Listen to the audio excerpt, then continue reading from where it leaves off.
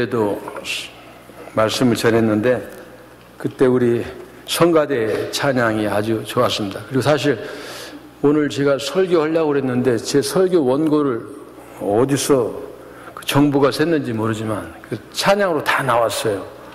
그래서 사실 참 좋기도 하고 너무 감사하고요. 저 은혜스러운 찬양 우리 하나님께 영광 받으시려고 우리 성가대를 위해서 한번 찬양하겠습니다. 박수하겠습니다.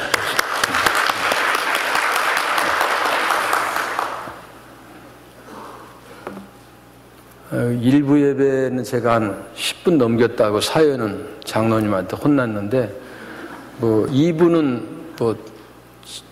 전심 잡수시고 가시니까 제가 좀 시간에 쫓기지는 않겠어요. 근데 가능한 꾸중 안 들려고 노력하겠습니다. 편히 밥 먹고 가겠다 이렇게 생각하고 하나님 말씀을 먼저 잡수시고 또 식사도 맛있게 하시기 바랍니다. 사람을 흔히 육신과 영으로 이렇게 이루어졌다고 봅니다. 어떤 사람은 육신과 혼이라고, 육신과 혼은 따로 구별하고요, 영혼을 따로 하는데 이 마음은, 본래의 마음은 육신에서 나온 거지만은 이 마음은 하나님의 그 영혼에서 나왔다. 그래서 육과 영을 구분해서 기독교는 말하고 있습니다. 우리가 잘 아는 대로 사람 만들 때 하나님께서 흙으로 만들었다고 하지 않습니까? 이 히브리 말로 흙이 아담입니다. 그래서 이름도 아담이라고 했어요. 그러니까 하나님께서 우리 이름을 흙아 그렇게 말하는 겁니다. 이렇게 흙으로 졌습니다. 그래서 하나님께서 흙으로 만드셨기 때문에 이제 흙은 귀소 본능에 따라서 흙으로 돌아가고, 근데 흙만 사람이 아니에요. 거기에 귀한 하나님의 영이 있다고 하는 겁니다. 그래서 하나님께서 사람을 빚으시고 코에다가 하나님의 바람, 루하흐라고 하는데 바람을 불어넣었어요. 그러니까 엔진이 시동이 걸려서 이제 숨을 쉬고 사람이 움직이는, 무생물에서, 흙은 무생물입니다. 움직일 수가 없습니다. 그런데 하나님의 영에 의해서 생명이 되는 겁니다. 그런데 잘 보면 성경을 잘 보면 생령, 살아있는 영이 되었다고 그렇게 말하고 있습니다. 우리가 이 사람의 그 육체, 영혼, 이게 그렇다고 해서 제가 육체는 형편없다 이렇게 말하는 게 아닙니다. 육체도 굉장히 귀한 겁니다. 이 육체는 뭡니까? 우리의 귀한 하나님의 영혼의 그릇으로 담고 있기 때문에 영혼을 함부로 하거나 상하게 해서도 안 되는 겁니다. 그런데 많은 사람들이 이 육체를 너무 신경 쓰는 것 같아요. 외모에 신경 쓰는 것 같아요. 그리고 육체를 위해서는, 그리고 이 정신력을 기르기 위해서는 도도 닦아보고 수양도 해보고 또 좋은 음식 먹으려고 보약 먹으려고 그러는데 영혼을 소중하게 여기지 못하는 사람이 참 많이 있습니다. 그러니까 우리가 잘 보면 우리의 그 본질과, 이 본질은 영혼이고 나타나는 현상은 육체인데 많은 사람들이 육체에 신경을 쓰고 있다고 하는 겁니다. 근데 기독교는 사실 우리가 예수 믿는 참 그 이유가 뭐냐면은 우리가 예수 믿고 영혼이 구원받고 천국 가는 겁니다. 그럼 끝입니다, 사실. 그러니까 이 기독교는 너무 쉬운 것을 우리가 왜 그렇게 복잡하게 여기다 신학이 들어가고 무슨 사상이 들어가고 무슨 기독교 역사가 들어가고 이제 복잡해졌지, 아주 심플한 겁니다. 예수님 믿고 구원받는 겁니다. 흙은 흙으로 돌아가는 게 맞아요. 그렇잖아요. 그런데 이게 중요한 것은 우리가 육체가 흙으로 돌아가면 우리 영혼은 하나님 거니까 하나님께로 오는 거예요. 하나님 앞에서 반드시 심판을 받는다고 하는 겁니다. 우리가 간혹 예수를 믿을 때, 저도 옛날에 그랬습니다만은 이 보이는 그 육체, 보이는 이 현상에 대해서 이제 그걸 위해서 예수 믿는 경우가 많이 있습니다. 물론 처음에 저도 그랬으니까 이 복 받으려고 예수 믿는 거 나쁜 게 없어요. 복 다 좋아합니다. 저도 사실 좋아합니다. 육체복 좋아합니다. 동양에서 말하는 오복도 좋아합니다. 그런데 다른 종교에서는 영혼의 가치를 그렇게 중요하게 생각지 않는데 이 기독교에서는 영혼을 상당히 중요하게 생각하는 겁니다. 성경에 보면 여러분들 어떤 게 좀 이상한 말이 있어요. 또 사람이 가는데 천사가 지나갔다, 영이 지나갔다, 뭐 이런 얘기가 있어요. 그런 거 보면 이해가 안 되면 그냥 스킵 넘어가는 겁니다. 이게 무슨 말이야? 근데 잘 보면 성경은 이 보이는 이 세상에 중점을 두는 것이 아니라 보이지 않는 세상, 보이지 않는 영혼에 중점을 두고 있다고 하는 겁니다. 우리가 가만히 생각하면 육체의 생명의 길이가 얼마입니까? 뭐 요즘 120살 정도 산다고 하는데 110년 동안 사는 것에 거기에 목적을 두고 예수 믿는 건 어리석은 겁니다. 우리 육체가 끝난 다음에 하나님은 시작도 끝도 없는 영원한 뭐 죽는 거 이런 게 없어요. 영원히 계속되는 겁니다. 그래서 그 영원히 하나님 앞에 바로 서는 것, 이것이 중요하다고 하는 겁니다. 우리가 그런 말 있지 않습니까? 명암판 사진보다도 엑스레이 사진이 잘 나와야 된다고 그러잖아요. 말은 그렇게 하면서 명암판 사진 그냥 잘 나오게 하려고 뭐 한국에 1년에 모르겠어요. 하여간 뭐 가시는 분들 있잖아요. 뭐 맞으려고 하고. 그거 쓸데없어요. 그거 제가 볼 때는 부작용 많이 납니다. 계속 해야 됩니다. 계속. 우리 친척도 1년에 한 번 가는데 바쁘다고 1년 안 갔더니 막 이상하게 됐어요. 이상하게. 그거 사실 별로 소용없습니다. 이 영혼이, 내 생각은, 저는 예수 믿는 사람들, 잘 믿는 사람 보면은 참 다 이뻐요. 진짜 예수 사랑으로 참 너무 이뻐요. 그 빛이 나는 거 여러분 못 보십니까? 저는 봐요. 참 예수 잘 믿는 사람들은 참 너무너무 이뻐요. 그 빛이 나요. 그게 진짜 예쁜 거예요. 그렇잖아요. 그러니까 우리가 이 기독교에서도 너희 겉사람은 날로 후패하나 속사람은 날로 새롭도다. 이게 무슨 말입니까? 영혼의 가치를 두고 말하는 겁니다. 오늘 본문은 사울의 회심을 말하고 있어요. 회심이라고 하는 것은 회개하고 회심은 좀 다릅니다. 회개는 이제 뉘우칠 회자 고칠 게 그게 회개거든요. 근데 회개의 문제점은 우리가 뉘우치긴 해도 고치지를 못해서 항상 반복돼요. 그건 습관성이 있어요. 그런데 회심은 하나님이 개입하신 겁니다. 그러면 돌이킬 회자, 완전히 마음을 바꿔주는 겁니다. 물이 변해서 포도주가 되는 것처럼 완전히 바꿔주는 겁니다. 저는 오늘 본문을 통해서 제 얘기도 좀 하겠습니다만 이 회심이 굉장히 중요한 겁니다. 예수 잘 믿으려고 하면 이게 있어야 돼요. 아마 목회자 우리 도상훈 목사님도 이걸 위해서 늘 기도할 것 같아요. 새벽 예배마다 아마 이것 때문에 기도해요. 하나님, 우리 갈보리 성도들이 회심하게 해주시옵소서. 왜냐하면 회심 안 한 분들하고 목회하면 힘들거든요. 첫째, 말이 많아요. 그리고 의견들이 많아요. 예수 믿는 사람들이 이 입에 양기가 다 모아서 그러지만 말을 얼마나 잘하는지 몰라요. 근데 정말 그러잖아요. 세상에서 그 사람 교회 다니는 말만 잘하네 그러잖아요. 말도 잘한다고 해야지 말만 잘한다 욕입니다. 그런데 왜 회심이 중요하냐면은 이 성도들이 예수님 영접하면요, 목사님 목회하기가 쉬워요. 첫째, 말이 없어져요. 왜냐하면 예수님 경험하면은 내가 죄인인 것을 확실히 알아요. 오늘 바울의 회심에도 오면은 한마디도 않잖아요. 어이구 하나님 잘못했습니다. 회개하고, 자기가 죄인이고 흉악한 죄인인데 누구 무슨 눈에 들보니 그런 거 말합니까? 못합니다. 그리고는 자기 할 일을 하게 되는 겁니다. 그러니까 누가 시켜서 눈치 봐가지고 헌금하고 봉사하는 게 아니라 예수님 경험하면은 그게 아니면 자동적으로 시키지 않아도, 바울 보세요. 이 사람 그냥 만나고는 바로 변했잖아요. 그러니까 180도 360도 회전하는 것은 제대로 다시 원점이고 180도 달라지는 겁니다. 바울은 마음의 변화를 경험했습니다. 이거 우리가 해야 됩니다. 돌 같은 마음이 부드러운 마음이 되고, 기독교 박해자가 신봉자가 되고, 유대교에서 기독교로 개종하게 된 것입니다. 이분이 사흘 동안 못 봤다고 하잖아요. 근데 아나니아 안수로에서 눈에 비늘 같은 것이 벗겨졌다 그런 말이지 않습니까? 그리고 성령께서 충만하게 하신다 또 이렇게 얘기합니다. 이런 얘기들은 다른 게 아니라 보는 관점이 바꿔지는 겁니다. 완전히. 그러니까 보는 관점 달라지고 인생관, 자기 신앙관이 완전히 달라지는 겁니다.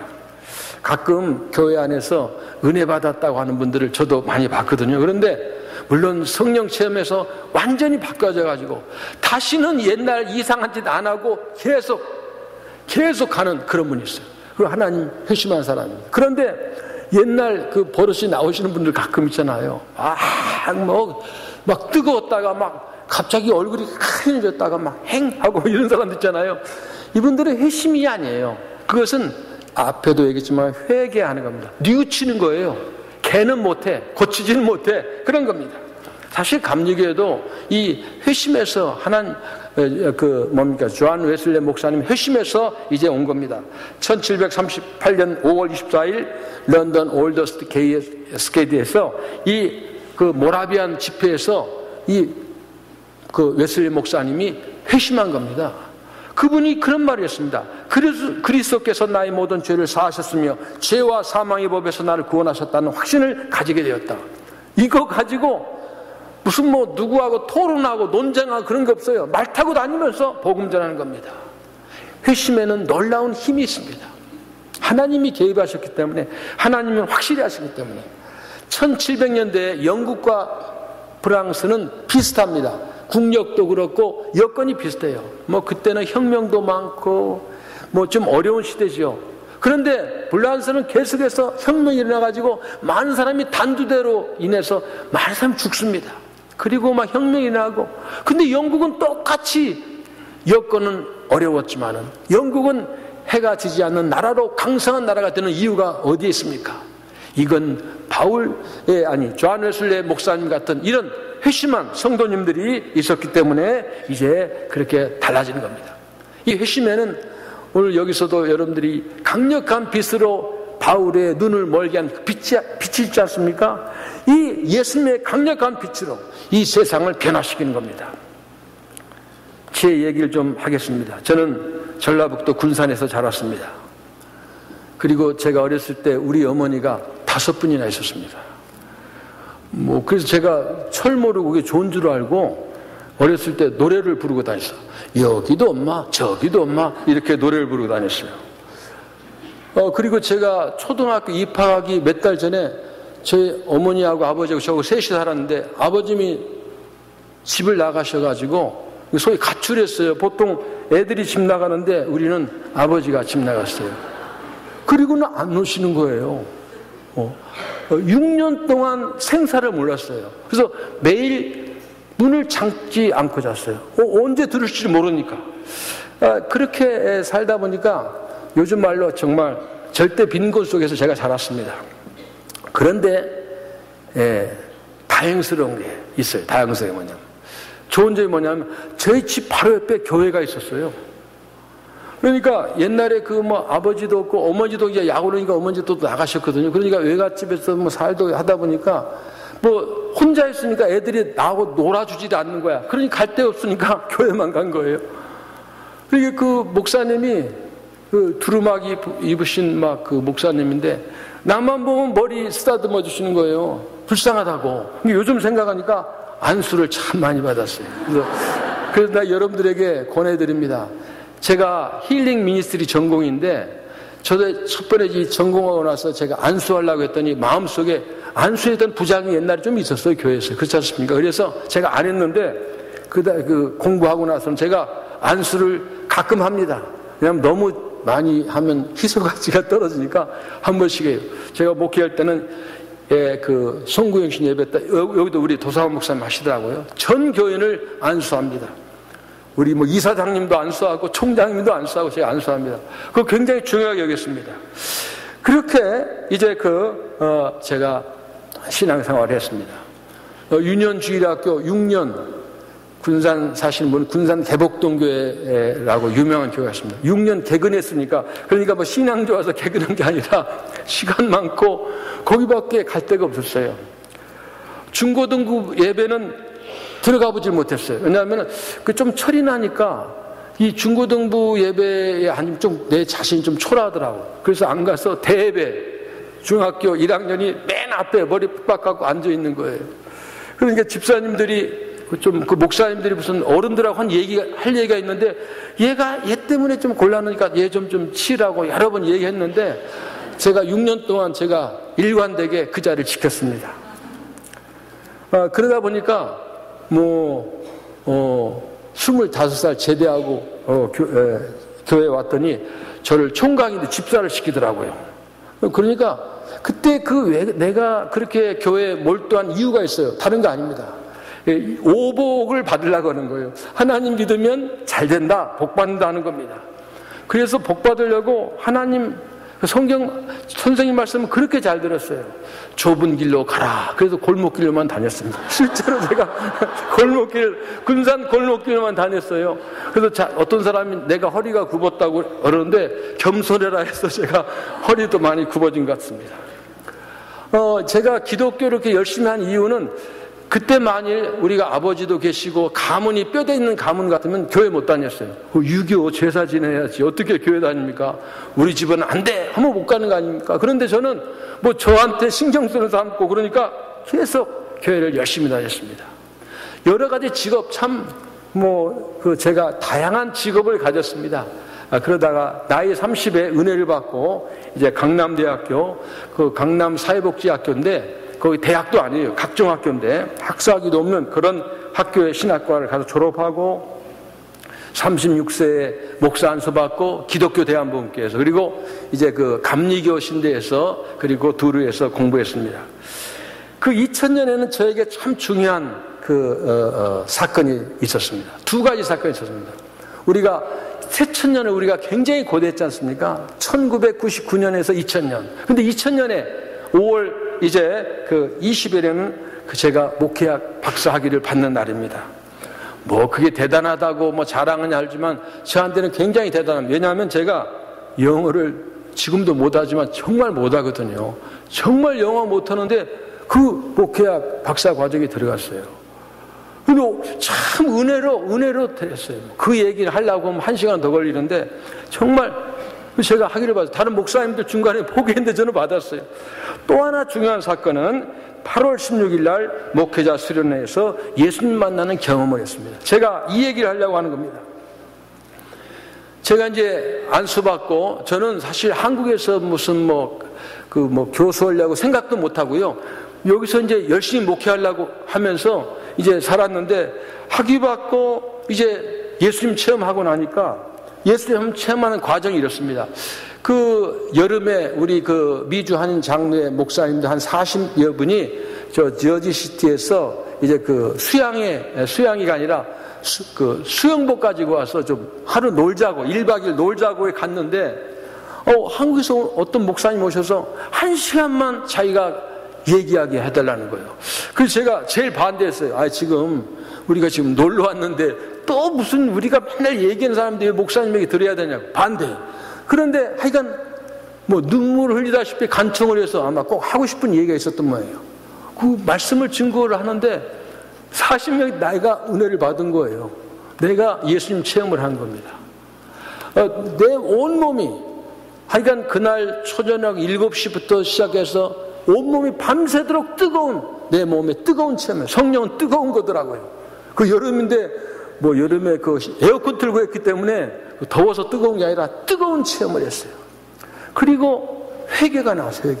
어떤 회개냐면 아까도 제가 얘기했지만 어려서부터 교회 다녔으니까 제가 착한 사람이었어요. 착한 사람이었어요. 하라는 대로 한 사람이에요. 그런데 이 신앙의 교만 그리고 저는 마음속으로 예수 못 믿는 사람을 평가하고 그리고 또 그런 게 있어요. 마치 탕자의 비유에 맏아들처럼 교만에 빠지고 이걸 밤새도록 회개하라는 겁니다. 그리고 또 특이한 것은 제가 방언하는 제 교회가 군산 복음교회인데 옛날에 저희 교회가 우는 교회였거든요. 은혜운동 많이 하는 교회였어요. 맨날 교회인데 울어서 우는 교회라 했는데 그게 난 싫었어요. 어렸을 때부터 방언하는 걸 싫어했어요. 그런데 제가 싫어하던 방언도 하게 됐어요. 놀라운 체험을 했습니다. 근데 어느 정도 예배 다 끝나고 숙소에서 자는데 옆방에 있는 사람 미안해 죽겠어요. 벽에로 막았는데도 기도가 나오는 거예요. 아무리 막아도 소리가 나는 겁니다. 밤새도록 그런 체험을 했습니다. 그 다음부터 제 눈에서 비늘이 벗겨졌어요. 그래서 예수 믿는 이유가 뭐냐? 내가 영혼의 예수의 십자가 부활의 가치가 뭐냐? 그리고 내가 어떻게 살아야 되냐? 이게 일시에 해결됐습니다. 궁금한 거 많았어요. 신학 공부하면서 저도 30살에 신학한 것은 신앙생활하다 보면 목사님 얘기가 이해 안 되는 게 많아요. 무슨 죽은 사람이 일어나고 물 위에 걸어가고 뭐 그런 거 있잖아요. 그런 거 의심나는 게 참 많았어요. 질문이 많았어요. 그런데 그 경험에 의해서 일시에 바울이 예수님 만나가지고 뭐 긴 얘기 하지 않습니까? 완전히 변화된 것처럼 예수님 만나고 새 마음을 가지니까 회개하고 내가 할 일을 알게 됐습니다. 그리고 특징은 뭐냐면 예수님이라고 하는 그 이름에 대한 가치를 알게 됐어요. 저도 주님이라는 말 참 많이 썼습니다. 그런데 예수님 경험하니까 그 예수님의 고귀한 이름, 성경을 잘 보니까 예수님의 이름에 그 이름의 가치가 있거든요. 예수의 이름에 능력이 있는 겁니다. 그래서 많은 사람들이 보통 이제 서양 사람들이 God bless you 그러잖아요. 근데 저는 그다음부터 Jesus bless you 이렇게 하니까는 좀 이상하다고 사람들이 생각했습니다. 그래서 항상 저는 만날 때마다 예수님 복 받으세요. 제가 등산하면서 이제 사람들 만납니다. 저 한 10m 전방에서 안녕하세요. 그럼 딱 쳐다봐요. 그럼 가까이 가면 예수님 복 받으세요. 이렇게 몇 년 동안 하고 다녔습니다. 그게 바로 제가 회심의 결과입니다. 예수의 이름이 그만큼 능력이 있는 것을 알게 됐습니다. 저는 예수의 이름을 그렇게 강조했습니다. 왜냐하면 교회에서 잘 보면은 주님이라는 말을 참 많이 씁니다. 근데 물론 주님이라는 말이 쓰지 말라는 게 아니라 좋은 이름이에요. 주님의 말을 잘 보면 하나님과 예수님 성령님을 그렇게 막 그때그때 쓸 수 없으니까 주님이라고 다 우리는 알지요. 그런데 제가 가만히 생각해 보니까 주님 하면 의미가 너무도 많아요. 그렇지 않습니까? 주자는 주인 주자인데 그 많습니다. 성경에 보면 사라가 자기 남편 아브라함을 주라고 불렀고 성경에서 자기 높은 사람 전부 주라고 불렀고 심지어는 요한복음 20장 15절에 막달라 마리아가 동산지기를 주라고 호칭합니다. 그래서 제가 예수님 이름을 분명하게 해야 되겠다 그런 생각을 하게 됐습니다. 그래서 제가 예수님이라는 말을 참 많이 합니다. 저는 그렇게 생각합니다. 우리 성도들 가운데 예수 잘 믿는 분들 그리고 뭐 공예배 다 나오고 성경 공부 교회 봉사 많이 하시는 분들 참 저는 축복받는 사람들이라고 생각합니다. 대단한 사람들입니다. 그런데 저는 이 시간에 말씀드리고 싶은데 그런 분들이 만일 예수님만 만난다고 하면 얼마나 좋을까? 얼마나 좋을까? 저는 그렇게 생각합니다. 세계 역사를 BC와 AD로 구분하는 것처럼 신앙생활에도 예수님을 경험하기 전인가 후인가 분명히 구별되는 겁니다. BC와 AD가 분명히 있는 겁니다. 예수님이 내 마음에 오셨는가? 아직 전인가 하는 겁니다. 예수님을 만나면 본문의 바울처럼 완전히 변하게 되는 겁니다. 자신이 죄인임을 금방 아는 겁니다.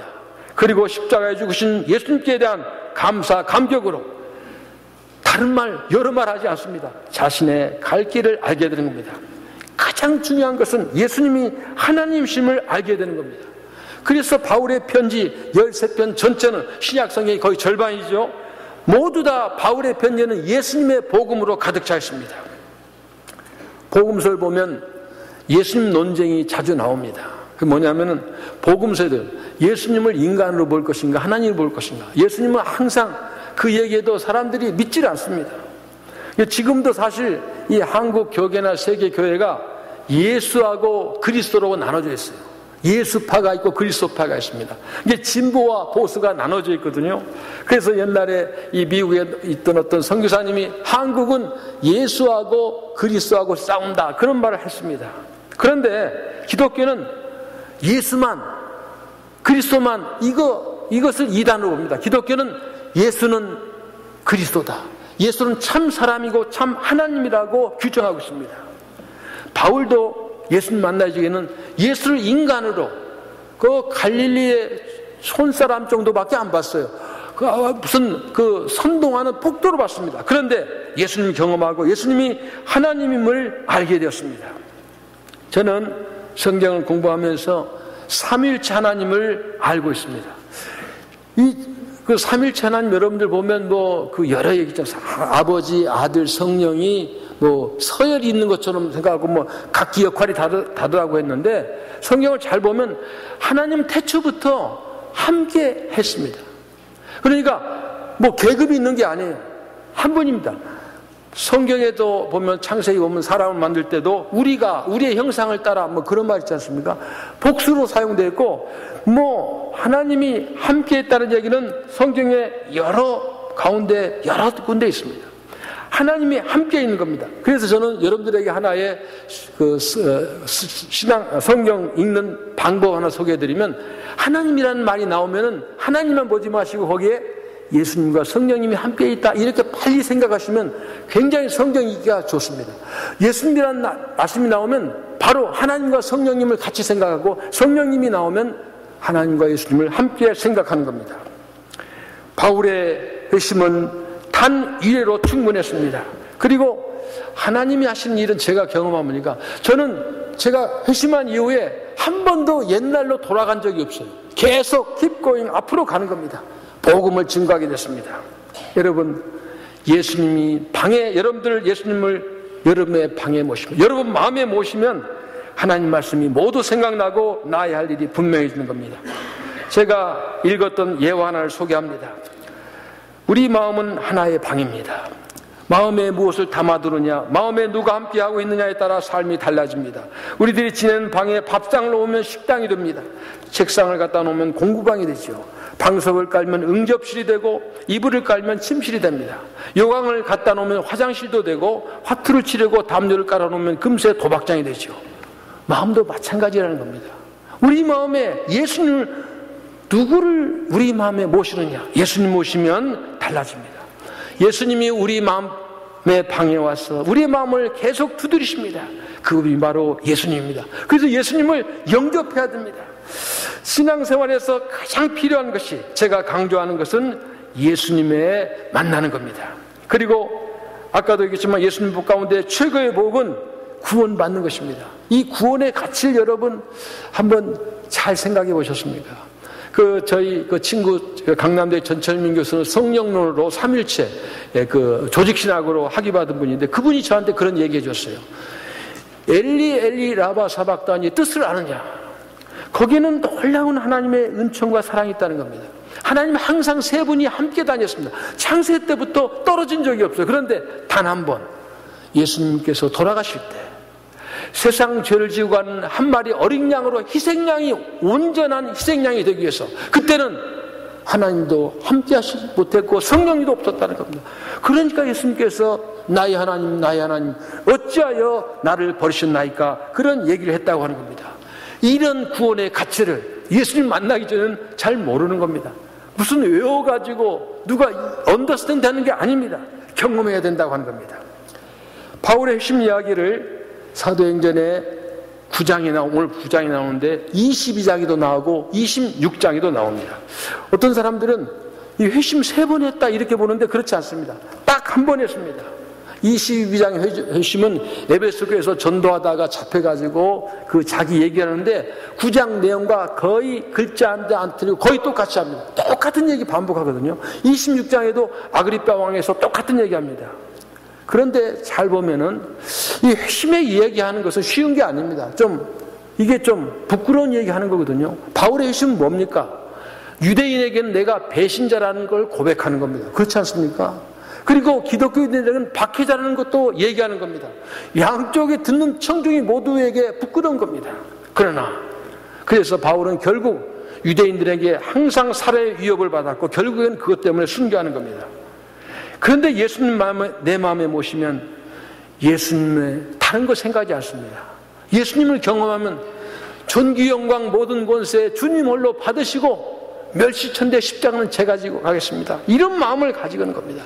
그게 바로 예수 경험의 특징입니다. 어떤 사람이 그런 말이 했어요. 사람은 마음 가는 대로 산다는 말이 있는데, 여러분, 인간의 본래의 마음가짐으로는 하나님을 알 수도 없고, 그리고 성경은 인간의 마음은 어떻습니까? 약하고 악하다고 했습니다. 아무리 타고난 성품이 좋아도 이것 가지고는 하나님 앞에 갈 수가 없습니다. 다른 사람은 몰라도 저는 제 마음을 잘 압니다. 평생 목회를 하고 어려서부터 신앙생활을 했는데 제가 가만히 조용한 시간에 제 마음을 보면 창피해요. 쉽게 말하면 10계명의 그 마음으로 10계명 범할 때가 얼마나 많은지 모릅니다. 이 마음 가지고는 하나님 앞에 바로 설 수가 없습니다. 그래서 예수님을 마음에 모셔야 된다는 겁니다. 자, 그러면 그 방법이 뭐냐? 제가 한 방법을 여러분들에게 말씀드립니다. 예수님을 모시려고 하면은 예수님을 늘 사모해야 되는 겁니다. 그거 쉬운 건데, 그런데 한번 그래서 저는 그 방법으로, 저는 아침에 일어나면 예수 내 구주, 하루에 예수라는 말을 한 100번도 더 할 거예요. 항상 예수 내 구주, 예수를 이름을 불러보시기 바랍니다. 그리고 예수님께서 하나님을 통해서 내게 해주신 그 일, 십자가 부활의 복음을 항상 묵상하면서 감사하는 겁니다. 예수님이 오실 거예요. 여러분들 만나실 것입니다. 나는 그렇게 믿습니다. 근데 여러분들이 이 본문하고 조금 이상하게 생각할 거예요. 바울이 무슨 사울이 예수님 좋아가지고 사모해가지고 예수님 오시옵소서 왔느냐? 그게 아니잖아요. 그런데 신약 학자들이 바울을 연구하는 사람 대부분 그렇게 얘기합니다. 바울이 기독교도를 박해하고 많은 사람을 죽였지만은 특히 스데반 집사가 죽을 때 그 얼굴이 천사의 얼굴과 같이 변하는 걸 보고 많은 크리스찬들이 죽음을 두려워하지 않고 많은 사람들이 살려고 예수 믿는데 죽으면서도 찬송을 부르는 걸 보고 그 마음속으로 예수님을 사모했다는 겁니다. 그래서 저는 그렇게 생각합니다. 여러분, 예수님 만나는 것은 다른 게 아닙니다. 사모해야 되는 겁니다. 그리고 예수 내 구주를 외쳐야 되는 겁니다. 성경에 보면 하나님, 예수님, 성령님이 하시는 일들이 다른 게 아니라 사람 만나서 그 마음을 바꿔주는 겁니다. 바꿔주는 겁니다. 구약에 보면 도망자 야곱, 거짓말쟁이, 사기꾼 야곱을 만나서 이 베델 광야에서 내가 너를 사랑하마, 그걸 통해서 야곱의 마음을 변화시키는 겁니다. 모세에게 떨기나무 가운데서 하나님 만나서 그에게 사명을 주시는 겁니다. 신약 성경에 보면 예수님께서도 베드로 만나고 바울 만나고 다 주의 종으로 마음을 바꿔주시는 겁니다.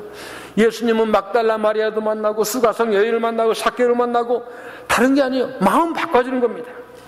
사실 예수님을 만난다는 말은 제가 또 다른 말로 하면 우리가 교회에서 다른 말로 얼마든지 있습니다. 새 사람이 된다, 거듭난다, 중생한다, 성령받는다, 똑같은 말입니다. 그런데 그 모두 다 내 본래의 마음 가지고 안 된다는 겁니다. 예수님 마음으로 변해야 가능하다는 겁니다. 예수님 마음이 내 마음이 되고 예수님의 소원이 내 소원이 되고 하나님 마음이 합당하는 자녀가 되고 신앙생활을 제대로 하는 겁니다. 아주 탄력받아서 제대로 하게 되는 겁니다. 여러분, 기독교는 생명의 종교입니다. 죽느냐 사느냐 이 문제를 다루는 것이 기독교 핵심입니다. 예수의 복음으로 내가 영원히 살게 됐다는 겁니다. 얼마나 감사합니까? 그래서 육신의 생명을 다할 때까지 선행하면서 하나님 사랑하고 이웃 사랑하는 게 기독교 아니겠습니까? 성도들이 우리가 선해야 될 이유가 있어요. 우리가 착하게 살아야 됩니다. 예수 믿는 사람 남들한테 손가락질 당해서 안 됩니다. 칭찬받아야 됩니다. 칭찬받아야 됩니다.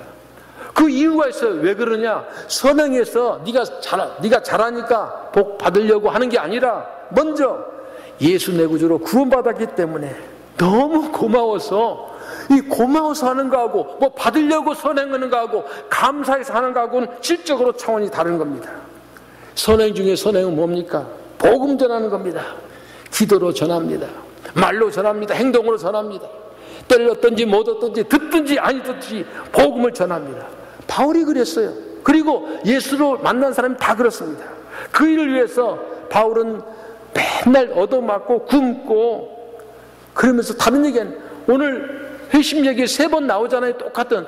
여러분 성경 읽을 때 좀 그걸 의심 잘 보세요. 왜 똑같은 얘기 하겠습니까? 내가 만난 예수님을 전하기 위해서 그런 겁니다.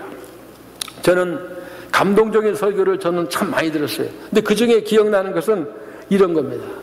저희 대학에서 제가 교목으로 있을 때 어떤 학생들이 와서 자기 그 선교단체 강단을 세우겠다는 겁니다. 나는 안 돼. 목사 안수도 안 받고. 근데 누구냐니까 25살 먹은 여자 간사래요. 우리 대학에서 그런 사람 강단을 세운 적이 없어. 근데 학생들이 그 힘이 세거든요. 잘못하면 뭐. 그래서 제가 허락을 했습니다. 그래서 저는 불안해가지고 저 사람이 무슨 얘기할까 제가 잘 들어봤어요. 근데 이런 얘기를 해요. 저에게는 2가지 열등감이 있습니다. 첫째는 제가 야간대학에 졸업한 겁니다. 야간대학 졸업한 게 뭐 열등감이겠습니까? 근데 그런 얘기 하더라고요. 2번째는 제가 이게 그 2번째 이 손가락이 이렇게 손가락 보면 제 손가락이 잘라진 게 제 열등감이었습니다. 그 손가락 잘라진 얘기를 하는 거예요. 왜 그러냐니까 자기가 초등학교 1학년 때가 2학년 때 시골에서 소 여물을 하는데 자기가 풀을 이거 넣는데 자기 어머니가 작두로 밟다가 이 손가락이 잘라졌다는 거예요. 근데 뭐 시골이라서 치료도 못 받고 이게 장애가 됐다는 겁니다. 근데 또 그 사람이 또 전공은 피아노 전공을 했어요. 그래서 5달, 초등학교 5학년 때까지 그냥 애들하고 같이 그냥 신경 안 쓰고 놀았는데 그 중학교 될 쯤 되니까 부끄러워가 자꾸 손을 숨겼다는 겁니다. 안 보여줬대요. 근데 피아노는 찌야 될 때 이거 손을 어떻게 안 보여줍니까? 심지어는 자기가 그 대학 입학 시험 보러 실기고사 보러 갈 때 버스를 타고 가는데 이 차가 가다가 뒤집어졌으면 하는 그런 생각도 들었다는 겁니다. 그러면서 손을 보여주면서 철철 울면서 얘기를 하는 거예요. 이런 얘기입니다. 나는 이런 열등감이 있지만 예수 믿고 이 열등감이 없어졌다는 거예요. 여러분도 나처럼 예수 믿고 변화받으라는 겁니다. 첫 번째는 저는 참 이상하다. 말든지 안 보여주면 누가 그걸 아나? 왜 말을 하면서 잠시 수치감으로 펑펑 우는가 하는 겁니다. 근데 저는 참 은혜를 많이 받았어요. 내 부족함을 가지고 나를 통해서 자신의 변화된 자신을 도구로 삼아서 복음을 증거하는 그분이 이건 하나님이 하시는 일이구나 그런 생각하게 됐습니다. 그래서 성경을 보면서 이런 또 생각을 했어요. 그 제자들이 예수님께 이런 질문을 한 적이 있습니다. 예수님, 저기 나면서부터 시각장애, 앞을 보지 못하는 저 사람이 부모의 죄입니까? 이 사람의 죄입니까? 예수님이 이렇게 답변했어요. 부모의 죄도 아니고 이 사람 죄도 아니다. 그 일을 통해서 그에게서 하나님이 하신 일을 나타내고자 합니다. 이렇게 말씀했습니다. 예수님 경험하면 나의 모든 인생이 희로애락이 하나님께 영광을 돌리는 일에 전념하게 된다고 하는 겁니다. 예수님 만난 사람은 예수님 이야기만 하게 되어 있습니다. 자기 자랑은 생각도 못하고 오직 나 같은 죄인이 용서함 받아서 주 앞에 옳다함 받은 이야기만 하는 겁니다. 여러분, 하나님께서 우리를 이 자리까지 인도하신 이유가 뭡니까? 나는 우리를 통해서 하나님이 나타내고자 하는 일이 있다고 저는 생각합니다. 복음으로 나를 변화시킨 그런 이야기를 하기 위해서 우리를 지금까지 생존케 한다고 저는 생각합니다. 우리에게는 모두 우리만의 이야기가 있습니다. 인간은 다 그렇습니다. 제가 경험해보니까 목회 30년 해보니까 인간의 마음 한꺼풀만 벗기면 아픈 이야기들이 있을 수가 있는 겁니다. 근데 문제는 그 이야기들을 드러내놓고 하지 못합니다. 그 이야기를 쌓으면 쌓을수록 우울증이 생기고 많은 병이 생기는 겁니다. 마음의 병이 생깁니다. 여러분, 우리 얘기를 예수님께 나와서 다 털어놓고 의원 되시는 예수님 앞에서 치유받으시기 바랍니다. 그리고 나의 질병과 장애와 고난이 어떻게 회복되었는지를 이웃들에게 간증하면서 영광을 돌리는 것이 성도의 삶이라고 저는 생각합니다. 여러분, 제 말씀을 정리합니다. 복음에는 예수님 이야기하는 것은 언제나 능력이 나타나는 것을 저는 믿습니다. 제가 왜 이런 얘기하냐면 다른 얘기, 저도 그래도 목회학 박사입니다, 박사. 저도 대학 원장도 해보고 다 해서 학생들에게 대학원 가르쳐 봤는데 내가 가만히 생각해 보니까 그런 얘기하면 별로 그냥 그거 안 하면 월급 안 주니까